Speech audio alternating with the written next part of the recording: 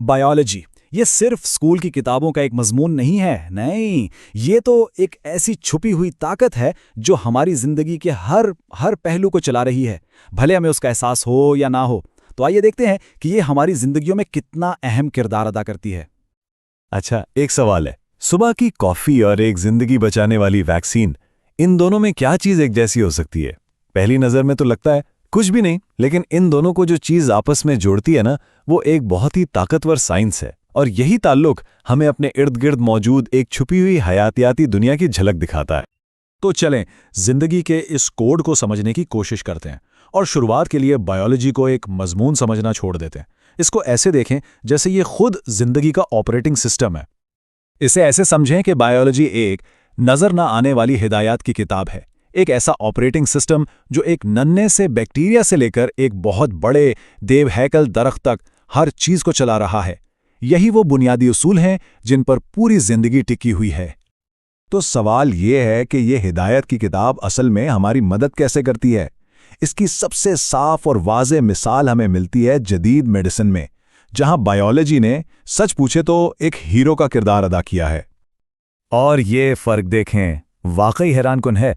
सोचिए, सिर्फ 1 सदी पहले की बात है, एक मामूली सा इन्फेक्शन भी जानलेवा हो सकता था और औसत उम्र सिर्फ 40 साल के आसपास। और आज बायोलॉजी की गहरी समझ की वजह से औसत उम्र तकरीबन दुगनी होकर 80 साल तक पहुंच गई है। ये वाकई इंसानी तारीख की सबसे बड़ी कामयाबियों में से एक है। और नहीं, ये कोई बढ़ा चढ़ाकर कही गई बात नहीं है। जैसा कि ये इक़्तिबास भी बता रहा है, एंटीबायोटिक्स जैसी दरियाफ्तें इंसानी तारीख का एक टर्निंग पॉइंट थीं। ये बायोलॉजी की ताकत का एक जिंदा सबूत है जिसने हमें उन बीमारियों पर काबू पाने में मदद दी जो कभी इंसानियत के लिए सबसे बड़ा खतरा हुआ करती थीं। तो आखिर ये काम करता कैसे? देखें, वैक्सीन को हमारे मुदाफ़ती निज़ाम के लिए एक ट्रेनिंग जिम की तरह समझें। ये हमारे जिस्म को एक महफूज, कमज़ोर जुर्सूमे का एक छोटा सा हिस्सा दिखाकर ट्रेन करती है। इससे होता यह है कि जिस्म इस खतरे को पहचानना सीख लेता है और मुस्तकबिल में किसी भी हमले के लिए अपना दिफाई मंसूबा तैयार कर लेता है। कितना शानदार हयातियाती डिज़ाइन है ना? अच्छा, मेडिसिन से हटकर भी बायोलॉजी हमारी एक और बहुत बुनियादी ज़रूरत पूरी करती है, और वो है हमारी खुराक। तो आइए अब ये देखते हैं कि ये साइंस पूरी दुनिया का पेट भरने में कैसे मदद कर रही है। एक अंदाजे के मुताबिक 2050 तक दुनिया की आबादी 9.7 अरब हो जाएगी। अब सोचिए, इतने सारे लोगों के लिए खाना मुहैया करना कितना बड़ा चैलेंज है। और इस बहुत बड़े मसले का हल वो जदीद साइंस और ख़ास तौर पर बायोलॉजी के पास ही है। और यहीं पर बायोलॉजिकल इनोवेशन अपना अहम किरदार अदा करती है। देखें, बायोलॉजी की मदद से जो फसलें तैयार की जाती हैं वो सिर्फ ज़्यादा पैदावार ही नहीं देती, बल्कि वो खुश्क साली जैसे सख्त मौसमी हालात का भी बेहतर मुकाबला कर सकती हैं। यही नहीं, उनमें इजाफी ग़िज़ाइयत भी डाली जा सकती है।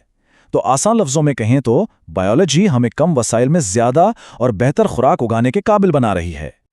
चलें अब ज़रा तेज़ी से आगे बढ़ते हैं और देखते हैं कि बायोलॉजी हमारी रोज़मर्रा की ज़िंदगी में कितनी ज़्यादा रची बसी हुई है, और ये उन जगहों पर भी मौजूद है जहां शायद हमने कभी सोचा भी ना हो।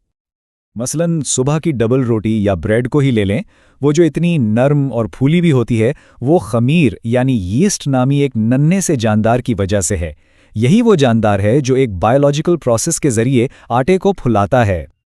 और पनीर यानी चीज़, इसका वो ख़ास जायका और उसकी बनावट, ये भी कुछ ख़ास किस्म के बैक्टीरिया और फंगस की मेहनत का ही नतीजा है।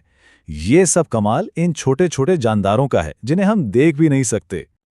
यहां तक कि हमारे साफ सुथरे कपड़ों के पीछे भी बायोलॉजी ही है। बहुत से वॉशिंग पाउडर में एंजाइम्स होते हैं। ये एंजाइम्स आप समझ लें कि बायोलॉजिकल मॉलिक्यूलर कैंचियां हैं। ये उन जिद्दी दागों को काटकर तोड़ देती हैं जिन्हें आम साबुन साफ नहीं कर पाता। तो हमने देख लिया कि बायोलॉजी हमारी सेहत के लिए, हमारी खुराक के लिए और हमारी रोज़मर्रा की ज़िंदगी के लिए कितनी ज़रूरी है।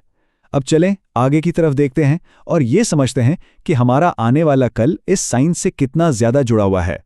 मुस्तकबिल के जो सबसे बड़े चैलेंजेस हैं ना, जैसे क्लाइमेट चेंज, नई वबाएं, वसाइल की कमी, इन सब के हल बायोलॉजी में ही छुपे हुए हैं। बायोफ्यूल से लेकर जेनेयाती बीमारियों के इलाज तक आगे बढ़ने का रास्ता बायोलॉजिकल इनोवेशन से ही निकलेगा। तो आखिर में एक सवाल रह जाता है, बायोलॉजी ने हमें ज़िंदगी तो दी, साथ ही इसे समझने की सलाहियत भी दी।